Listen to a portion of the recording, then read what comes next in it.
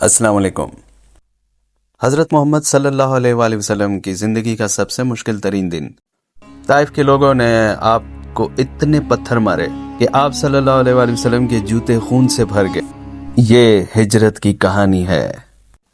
شروع کے دنوں میں مسلمانوں پر بہت زیادہ ظلم کے پہاڑ توڑے جا رہے تھے، لیکن حضرت محمد صلی اللہ علیہ وآلہ وسلم مسلمانوں کو یہی فرماتے کہ بہت جلد عرب سارا کا سارا مسلمانوں کے تابع ہوگا، رومن اور پرشین امپائرز پر مسلمانوں کی حکومت ہوگی۔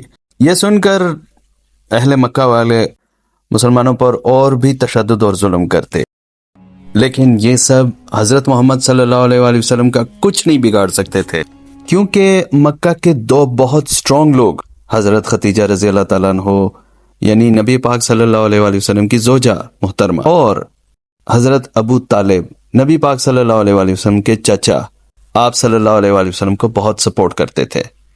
اسی وجہ سے مکہ والوں نے سوچا کہ بنو ہاشم کا مکمل بائیکاٹ کیا جائے، ہر قسم کی لین دین کا بائیکاٹ کیا جائے گا، نہ ان کو کوئی چیز بیچی جائے گی، نہ ہی کچھ ان سے خریدا جائے گا۔ اس بائیکاٹ کا اثر یہ ہوا کہ بنو ہاشم یعنی نبی پاک صلی اللہ علیہ وآلہ وسلم کا پورا خاندان مکہ کے مضافات میں شفٹ ہونے پر مجبور ہو گیا، اور یہ بائیکاٹ اتنا سخت تھا کہ 3 سال تک آپ صلی اللہ علیہ وآلہ وسلم اور آپ کے خاندان والوں نے پتے اور چمڑے کھا کر گزارا کیا، کیونکہ یہ لک و دک صحرا تھا، ڈیزرٹ تھا، اور خوراک کی چیزیں ہمیشہ باہر سے امپورٹ کی جاتی تھیں۔ لہٰذا جیسے ہی باہر سے کھانے پینے کی چیزیں آتی تھیں تو باغی قبیلے اکٹھے ہو کر ساری خوراک کی چیزیں پرچیز کر لیتے تھے، خرید لیتے تھے۔ بنو ہاشم کے حصے میں کچھ نہیں بچتا تھا۔ اسی دوران آپ صلی اللہ علیہ وآلہ وسلم کے سب سے بڑے سپورٹرز حضرت خدیجہ رضی اللہ تعالیٰ عنہ اور حضرت ابو طالب رضی اللہ تعالیٰ عنہ دنیا فانی سے چل بسے۔ اب مکہ میں رسول اللہ صلی اللہ علیہ وآلہ وسلم کو پروٹیکٹ کرنے والا کوئی نہیں رہا۔ چچا ابو طالب کی وفات کے بعد بنو ہاشم قبیلے کے سردار ابو لہب بنے، جو آپ صلی اللہ علیہ وآلہ وسلم کے سگے چاچا تھے، لیکن آپ صلی اللہ علیہ وآلہ وسلم کے سب سے بڑے دشمن بھی ابو لہب کے سردار بنتے ساتھ ہی آپ صلی اللہ علیہ وآلہ وسلم کی مکہ کی شہریت ختم کر دی۔ اب رسول اللہ صلی اللہ علیہ وآلہ وسلم مکہ میں بالکل بھی سیف نہیں تھے، لیکن اللہ کا حکم تھا کہ اسلام کی روشنی کو 4 سو پھیلانا ہے، اسی لیے آپ صلی اللہ علیہ وآلہ وسلم کو موٹیویٹ کیا۔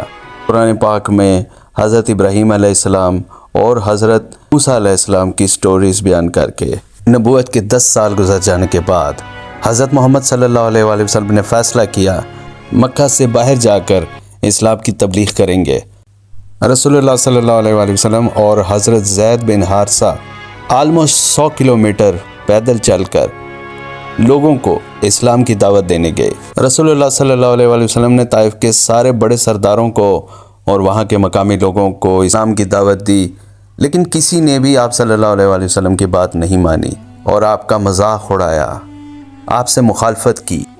10 دن وہاں گزارنے کے بعد جب کوئی پروگرس وہاں پر نظر نہیں آئی تو آپ صلی اللہ علیہ وآلہ وسلم نے واپسی کا ارادہ باندھا۔ طائف کے لوگوں نے بچوں کو ان کے پیچھے بچوں نے پتھراؤ کیا۔ حضرت زید بن حارث نے آپ صلی اللہ علیہ وآلہ وسلم کو بچانے کی بہت کوشش کی، لیکن ان بچوں نے اتنے زیادہ پتھر مارے کہ آپ صلی اللہ علیہ وآلہ وسلم کے خون نکل آیا اور خون سے چپل بھر گئی، لیکن آخرکار آپ وہاں سے نکلنے میں کامیاب ہو گئے اور ایک باغ میں پہنچ گئے۔ یہ باغ مکہ کے ایک شخص کا تھا۔ یہ دونوں مکہ کے سرداران میں سے تھے، عتبہ اور شیبہ۔ انہوں نے اپنے غلام کو کہا کہ فوراً ہی باغ سے کچھ انگور کے خوشے توڑ کر نبی کریم صلی اللہ علیہ وآلہ وسلم کی خدمت میں پیش کیے جائیں۔ اس غلام کا نام عداس تھا۔ اس نے انگور آقا دو جہاں کی خدمت میں پیش کیے۔ آقا دو جہاں نے بسم اللہ الرحمن الرحیم پڑھ کر انگور کھانے شروع کیے۔ تبھی عداس نے عرض کی، رحمان اور رحیم تو یہاں کے لوگ نہیں کہتے۔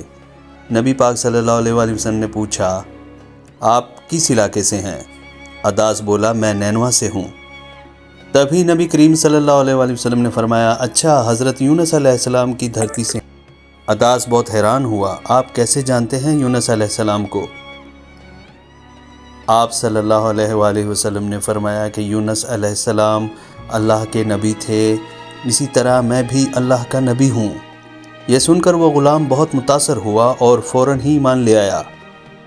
عتبہ اور شیبہ دور کھڑے دیکھتے رہے کہ ان کا غلام دار اسلام میں داخل ہو گیا۔